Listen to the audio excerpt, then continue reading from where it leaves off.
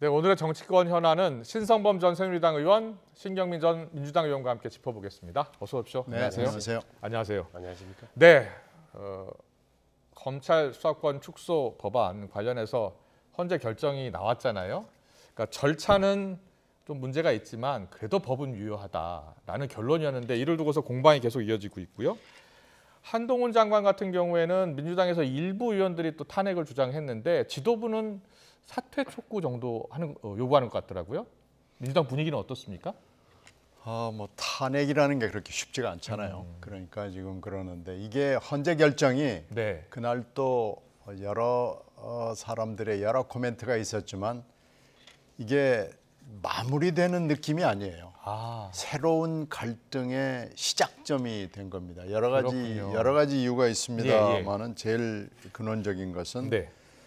절차에는 좀 문제가 있다. 네. 그런데 뭐 본질은 괜찮다라는 건데 그 본질은 사실 검찰 수사권이 헌법상에 규정이 돼 있느냐 안 되느냐 뭐 그런 문제였죠. 네, 네. 근데 하여튼 근데 이제 문제는 5대 4로 중요한 결정이 내려진 겁니다. 예. 그러니까 5대 4니까 진 쪽에서도 이거 한 표만 더 있었으면 하는 아쉬움이 있고 예. 그러니까 지금 승복을 못 하는 거고요. 한동훈 장관은 두 가지 잘못이 있죠. 네. 시행령으로 검수완복을 하려고 했던 거에 네. 대해서 쐐기를 박아준 거고 또 하나는 국무위원이 이렇게 헌법재판소로 달려가는 것은 안 되는 줄 알면서도 달려간 것을 이번에 다시 각하라는 결정을 통해서 확인한 거 아니겠어요? 예. 그러니까 한동훈 장관은 두 가지 잘못을 했고 민주당은 절차적 잘못을 했고 그러니까 이게 서로 사실 제대로 된 정당과 법무장관이라면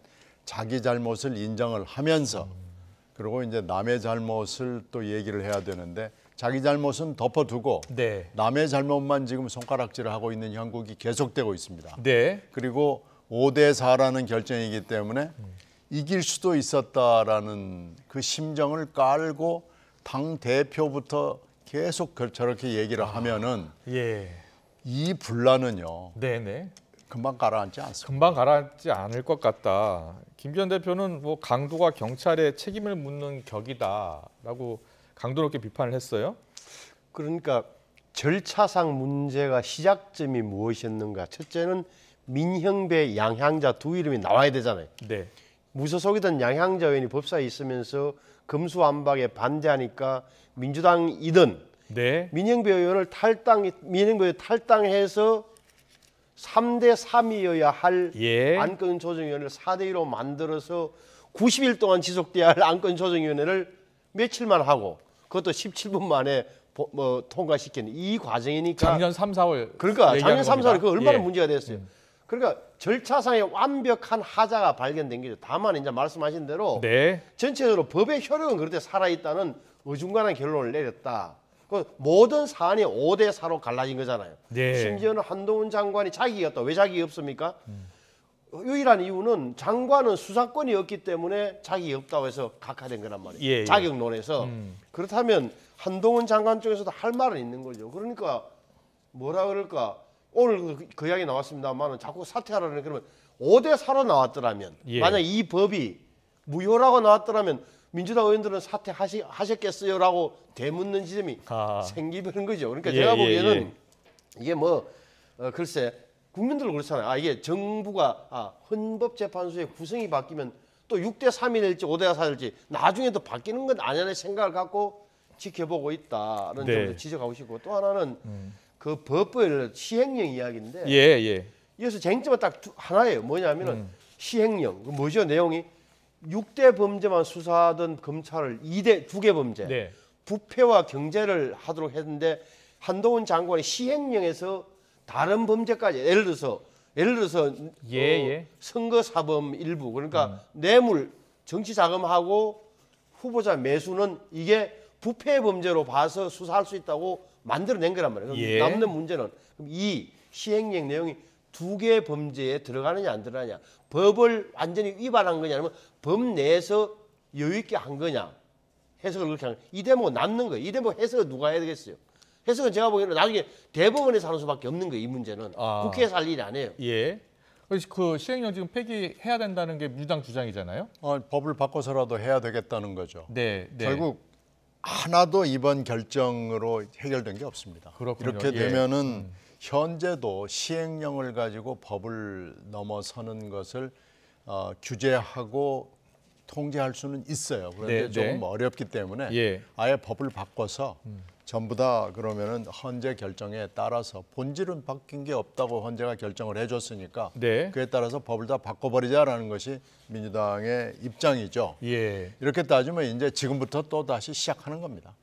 그럼 어떻게 이거 지금 어떻게 대책이 해결해야 없습니다. 돼요? 이 여야 대결에 지금 한동훈 장관까지 가세해서 이 3자 갈등, 더군다나 그 뒤에는 대통령이 있는 거 아니겠어요? 예. 이 갈등은 결국은 내년 총선으로 결론을 총선, 내는 예. 수밖에 없습니다. 총선 이야기 나왔으니까. 아니 예. 국회에서 시행령을 개정합시다. 이 시행령이기 때문에 국회에서 할 일 없는 거예요. 국회에서 시행령 개정을 주장하거나 요구하더라도 강제성이 전혀 없어요. 그렇군요. 그렇잖아요. 예. 그럼 법을 저 신경민 의원님 말씀대로 법을 고친다. 이렇게 검찰청법 개정안과 다시 한번 형사소송법 개정을 다시 재개정한다고 칩시다. 그럼 예. 그게 문제가 되는 현실적으로 본다면 김도 법사위원장이 버티고 있는 한 현실적으로 무방하다. 그렇군요. 예. 원점으로 다시 돌아가면 똑같은 이야기다. 그러니까 저 대목 이게 현행 법의 범위 안에 있는 거냐? 네.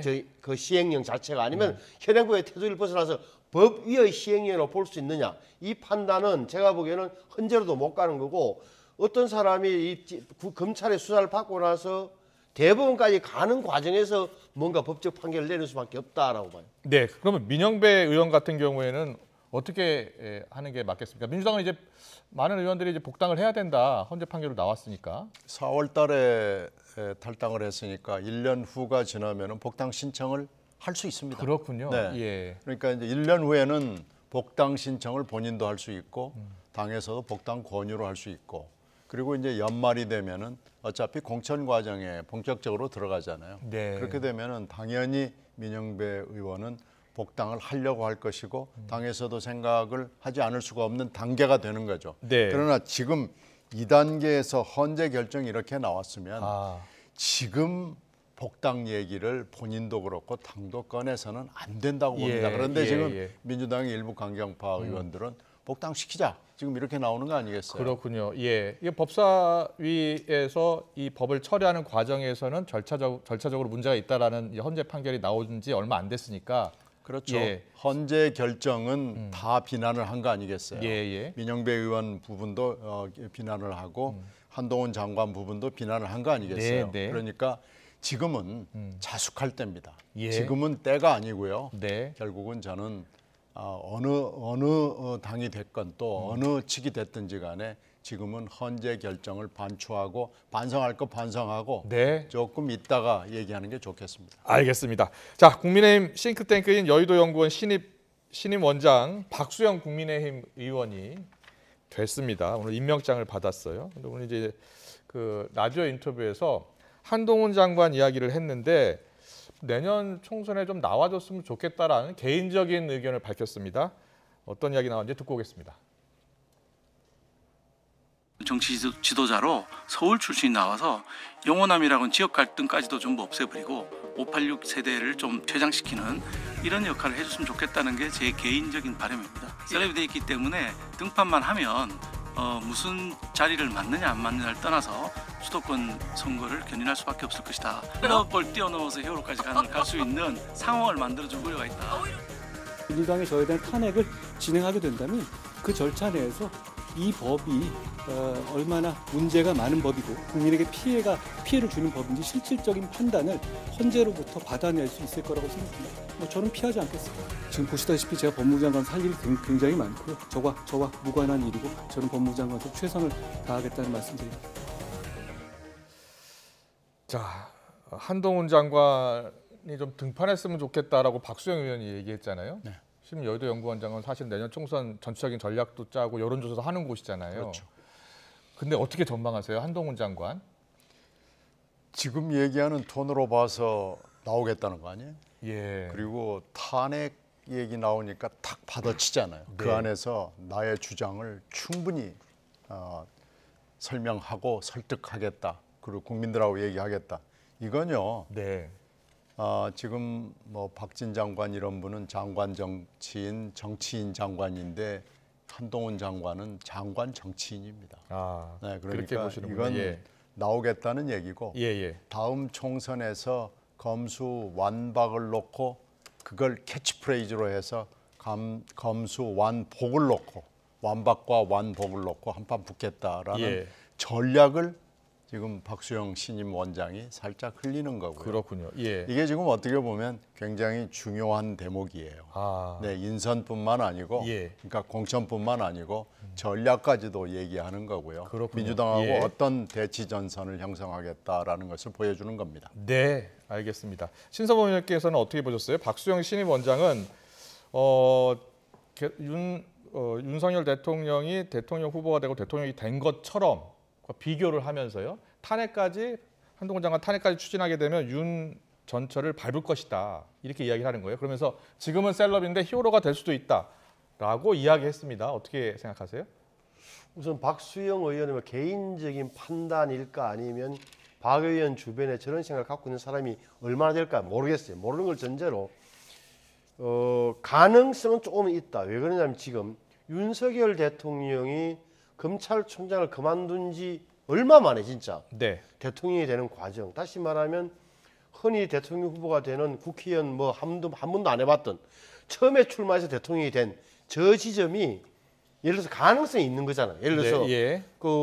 저 한동훈 장관도 아주 뭐 어떨지는 모르겠으나 정치인이 될 가능성이 남아 있다. 근데 그 바르냐, 예. 정치로 좀 뭐 올바르냐 그러냐는 문제는 차치하고 가능성이 있다. 근데 그럼에도 불구하고 한계 또한 분명하다고 저는 생각해요. 한계라 하면 예. 1973년생 서울 강남 8학군 출신. 아, 그런 신진 엘리트인 것만은 맞는데 네. 논리 정연하고 뭔가 지금까지의 여권에서 못 보던 새로운 형태 국제적 감각까지 갖춘 것은 맞는데 저게 정치인으로서 지금 그 장관직을 내려놓은 순간 정치인으로 인입되는 순간 판단을 국민들이 다르게 할 것 같다. 당내의 정치도 봐야 되는 거. 그런 대목은 굉장한 그 뭐랄까 리스크로 남아 있는 거예요. 네. 그리고 보면은 한동훈 장관을 관찰해 보면은 이렇게 무슨 사람들하고 잘 만나서 토론하거나 하는 그런 이미지는 아니잖아요. 예. 자기 주장을 굉장히 세우고 있는 그런 분일 거다. 심지어 해외 출장 가면서 지금 뭐 굉장히 어려운 그리스 로마 시대의 그 전사를 들고 갈 정도니까 그런 대목이 멋지게 보이는 면도 있지만 우리 정치 현실과 맞을 거는 고개를 갸우뚱거리게 하는 대목도 남아 있는 거예요. 예, 신서문님께 두 가지 여쭤볼게요. 저와 무관한 일이고 저는 법무장관에서 최선을 다하겠다 이렇게 이야기했잖아요. 출마 여부를 물었을 때 속내는 알 수가 없죠. 진짜 속내는 다만 이거 사실상 출마하겠다는 저는 뜻이다라고 그렇게 읽으셨는데 예. 그렇게 해석하는 것은 모르겠어요. 저는 속마을 모르겠는데 네. 일단 중립적으로 본다면 네. 내가 장관직을 잘하고 국민들이 인정하면 정치로 가는 현실 정치로 가는 길문은 열릴 수 있겠다는 생각은 하고 있다라고까지만 내가 중립적. 알겠습니다. 속내는 모르겠다. 네. 그리고 두 번째 질문은 박수영 신임 원장이 수도권 선거를 견인할 수 있을 것이다. 한동훈 장관이 출마하면 이렇게 이야기했잖아요. 네. 그걸 동의하십니까? 조금은 영향이 있을 거예요. 근데 그게 서울 강남 지역에 미치는 건 아니에요. 거듭 말씀드리면 이 파락군과 굉장히 잘 배우고 똑똑하고 네. 이런 분은 논리 정리나 이 이상을 뭘로 벗어날 수 있을까? 우리의 국민의 삶과 과연 연관 있는 무언가를 네. 뭐 내놓을 수 있는 인물인가에 대해서는 저는 좀 회의적이에요. 알겠습니다. 신경민 의원께서는 어떻게 보세요? 이 수도권 출마를 한다면 한동훈 장관이 출마를 한다면 수도권 선거 견인할 수 있을 것으로 보세요? 저는 뭐 그건 그렇게 생각하지는 않습니다. 그렇군요. 예. 그 정도까지는 아닐 거고요. 네. 화제는 물론 불러일으키겠죠. 예. 금방 얘기한 신 의원이 얘기한 여러 가지 지점에서 네. 충분히 화제는 일으키겠지만 윤심의 아이콘으로도 하기 때문에 예. 그 한계가 또 분명하죠. 알겠습니다. 민주당 이야기로 넘어가겠습니다. 민주당이 오늘 당직 개편을 단행했습니다. 이재명 대표가요. 또 새로 최고위원, 지명직 최고위원도 임명했고 사무총장이 교체되지 않은 것을 놓고서는 여러 가지 이야기 나오고 있는데 신 의원께서 먼저 얘기해 주시죠. 뭐 예상했던 대로입니다. 네. 사무총장은 죽어도 못 내놓겠다는 뜻을 오늘 확실히 못을 박은 거고요. 네. 아마 그 지점 때문에 친명과 비명 사이에는 이 인사를 놓고 뭐 뚜렷한 대립점이 형성이 돼 있고요. 사무총장 자리는 절대 뭐 절대 안 되겠다는 비명계에 줄수 것을 없었다. 안 되겠다는 것을 분명히 얘기한 것이기 때문에 예. 비명계가 가만히 있을 것 같지가 않아요. 예. 그리고 지금 제 2차 체포동의안이 언젠지는 정확히 모르겠습니다만 네. 이게 좀 빨리 하자는 빨리 갈 것이라고 예상하는 측과 가능한 한 천천히 갈 것이다는 양설이 부딪히고 있어서 예. 그 시기를 가늠하기는 매우 어렵습니다. 네. 다만 온다는 것은 뭐 거의 분명한 사실이지 않겠어요? 예, 예. 그렇게 따지면은 지금 2차 체포동의안에 앞두고 네. 어떻게 보면 친명 내지는 이재명 대표 본인이 한 표 한 표가 굉장히 중요하거든요. 이런 상황에서 예, 예. 소통 강화하고 당직 개편하고 그리고 슬쩍 흘리는 것이 연말 퇴진론 아니겠습니까? 네. 그 중에서 지금 소통 강화는 계속 하고 있는 것이고 예, 예. 당직 개편을 오늘 내놓은 건데 이게 아마 비명이 보기에는 이러려고 당직 개편을 그렇게 외쳤냐 하는 반응이 즉각적으로 나올 수밖에 없고 아마 또 계속해서 당이 시끄러울 수밖에 없습니다. 자, 다시 한번 사진 보여주실래요? 진명직 최고위원 송갑석 의원, 그리고 정책의장 김민석 의원, 수석부의장 김성주 의원, 전략기획위원장 한병도 의원, 수석대변인 권칠승 의원, 대변인 강선우 의원이 임명됐습니다. 자, 신선범 의원께서는 어떻게 보셨어요? 우선 송갑석, 네. 김성주, 예. 한병도 좀 더 호남이잖아요. 호남 출신이란 예, 말이에요. 예. 나름 지금 이재명 대표가 위기의식을 느끼고 움직이는 사실이다. 아. 다시 말하면 예. 비명 또는 반명계로부터 예상되는 비판, 아. 예상할 수 있는 비판을 줄이기 위해서 최대한 노력했다고 저는 보여져요. 예. 근데 왜 그럼 사무총장, 다시 조정식 의원은 교체를 못하느냐? 조정식 의원의 사무총장은 있어야만 앞으로 공천도 마찬가지지만 앞으로 당내 투쟁에서 당내에서 예상된 지점에서 길목을 잡고 있는 게 사무총장이잖아요. 네. 당은 80조 때 당무회의를 어떻게 보면 소집하자고 건의하는 것도 사무총장일 테고 예. 앞으로 공천도 그렇고 모든 그 결절 지점에 있는 게 길목을 잡고 있는 게 사무총장. 그래서 내놓기 쉽지 않을 거다. 예. 다만 그럼에도 불구하고 이재명 대표 입장에서 굳이 보자면 이재명 대표 굉장히 양보했다고 생각할 거예요. 양보를 많이 했다. 진짜 예. 비민계를 끌어안기 위해서 내 최선을 다했다라고 말할 수 있는 근거가 좀 생겼고 그런 점에서는 굉장히 정치적으로는 제가 보기에는 민활하게 움직인 대목이 보인다고 봐요. 예. 이재명 대표가 이른바 개혁의 딸들이 워낙 비명계에 대한 공격이 심하니까 좀 자제를 좀 강력히 요청을 했잖아요. 예. 그리고 최근에 보면 의총에서도 총선에서 지면 내 정치도 끝난다, 승리를 위해서 뭐든지 하겠다라고 하면서 여러 가지 가능성을 열어놓고 있는 것 같거든요. 비명계 의원들의 반발이 좀 사그라들까요? 그러니까 지금 제일 중요한 대목이 2차 체포동의안이에요. 그 2차 체포동의안으로 모든 것이 모아지는데 네. 지금 이 개딸이란 사람들이 계속 지금 몇 사람을 공략을 하고 집에도 찾아가지고 아파트 단지 앞에서도 하고 사무실에 찾아가가지고 저렇게 하는 거 그리고 이상하게 딥페이크 비슷한 걸 해가지고 사람의 얼굴을 약간 변형시켜서 기분 나쁘게 하는 것도 있고 그래서 이 정도로 하면은 네. 지금 한 표 한 표가 중요한 판인데요. 한 표 한 표가 잘못하면 떨어져 나가게 됩니다. 이게 예. 지금 굉장히 이재명 대표로 봐서는 위험한 신호죠. 예. 그러니까 지금 개딸에 대해서 지난번보다 강도를 높여서 비난을 했죠. 근데 이제 개딸 쪽에서는 또 섭섭하다. 그러면 우리 이재명 대표에 대한 지지를 철회하겠다라는 반응이 나오고 있습니다. 네. 지금 이재명 대표로서는 지금 현역 의원의 한 표 한 표가 중요하고 지난번 2월 27일 1차 체포동의안 때 보면은 예. 한 10여 표가 움직이면은 이게 지금 상황이 바뀌거든요. 그러니까 지금 예. 그 한 표 한 표를 다지고 지금 이러는 판인데 네. 개딸들의 이런 행보가 거기에 찬물을 끼얹는 거기 때문에 네. 본인으로서는 지금 굉장히 불안할 겁니다. 아예 뭐 결별을 좀 해야 된다라는 이야기도 나오고 있는 것 그러니까 같은데. 예. 그러지 말고 아예 그냥 끊어내라라는 것이 이제 이재명 비명. 대표로서는 결별하기 쉽지 않을 거 또 아닙니까? 결별하기도 쉽죠. 예. 그러니까 지금 원래 자기 편의 우군이 네. 어떻게 보면 지금 적군하고 똑같은 상황이 돼서 예. 자업자득이라고밖에 얘기할 수 없습니다. 알겠습니다. 마지막 질문 하나 드리려고 하는데요. 윤석열 대통령 지지율 관련해서 여쭤보겠습니다. 오늘 나온 리얼미터 조사 보니까 3주 연속 이제 하락세를 보이고 있는 것 같거든요.